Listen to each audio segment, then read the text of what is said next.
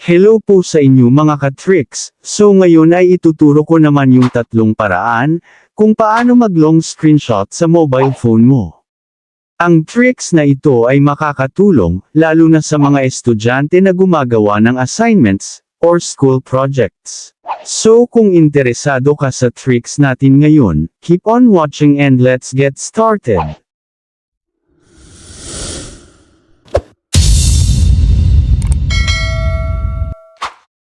So ayan, ang unang paraan upang makapag-long screenshot, ay i-click ang Google Chrome.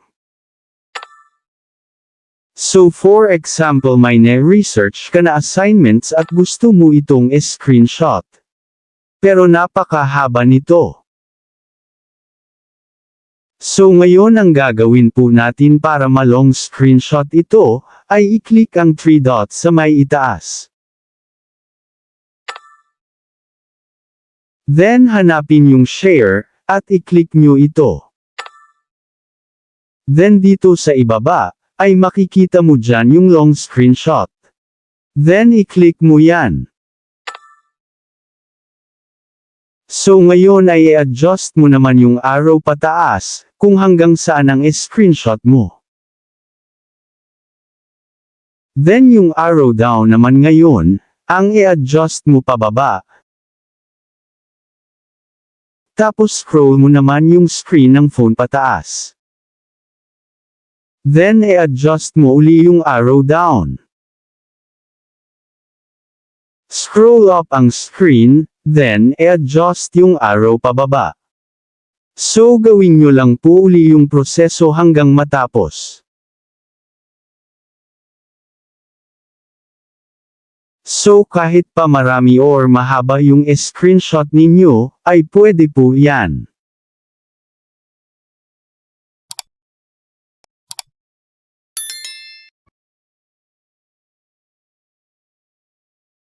So for example naman, ay hanggang dito lang yung gusto nyong screenshot, ay i-click nyo na itong check dito sa ibaba. So ayan, pwede nyo rin i-share sa mga friends, or mga tropa nyo, or i-save sa cellphone nyo. File downloaded, so ngayon ay i-check naman natin kung na-saved siya, sa gallery ng phone natin. So dito sa phone gallery, ay i-click natin yung download. So ayan, na-save na siya sa gallery ng phone natin. So dito ay pwede nyo i-zoom in yung ini-screenshot ninyo.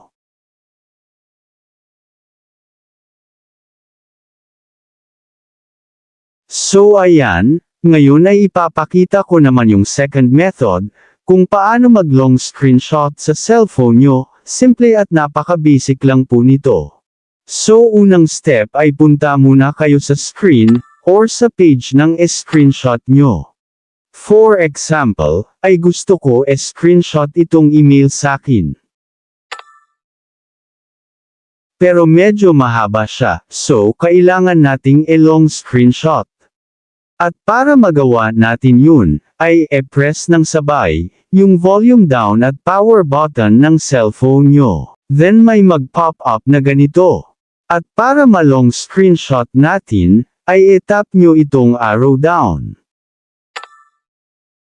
So dapat ay continuous lang ang pag-tap nyo sa arrow down, hanggang matapos lahat, yung gusto nyong screenshot.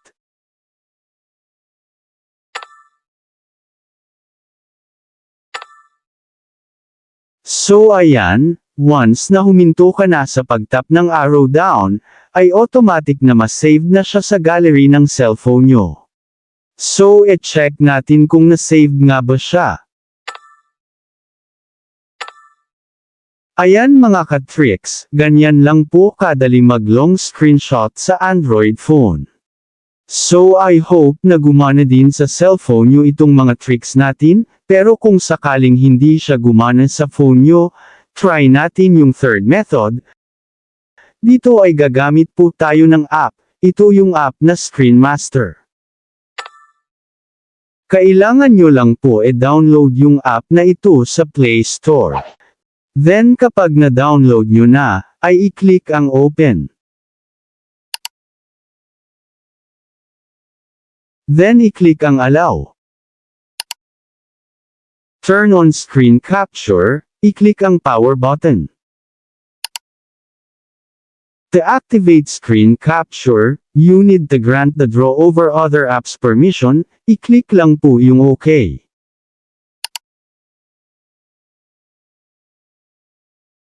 And then dito, ay kailangan i-toggle on ang Screen Master, then kapag na-toggle on nyo na ay exit na kayo, then punta naman kayo sa Screen Master application. And then dito, ay i-click lang ang allow. Once na maklik mo yung allow ay magkakaroon na ang phone mo ng floating button na ganito. Pwede mo din naman alisin sa screen ng phone once natapos ka na mag-long screenshot. So all set na ang Screen Master application natin, exit na tayo dito. So ngayon ay ipapakita ko naman sa inyo kung paano gamitin ang app na ito. So for example ay ito yung screenshot natin. So ayan, kung mapapansin nyo ay napakahaba niya, so para mas screenshot natin siya ay ganito ang gawin nyo. I-click ang floating button ng Screen Master. Then i-click ang stitch sa ibaba. Then i-click ang plus sign, tapos scroll up, tandaan nyo lang kung hanggang saan yung in-screenshot nyo. Then i-click uli ang plus sign, scroll nyo lang pataas kung hanggang saan natapos yung screenshot nyo. So gawin lang po natin ito hanggang sa matapos.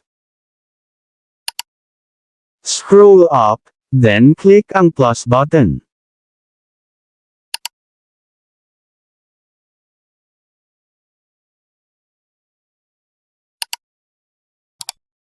Gawin natin ito, hanggang matapos.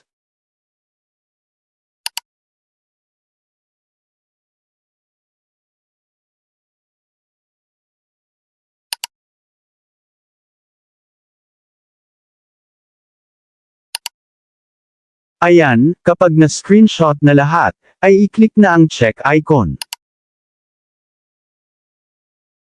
Then i-click ang auto stitch sa ibaba. At para ma-saved sa phone, ay i-click ang save. So ngayon ay ipapakita ko naman sa inyo, yung ginawa nating long screenshot. So ayan, nakasave na siya sa gallery, pwede nyo itong i-zoom.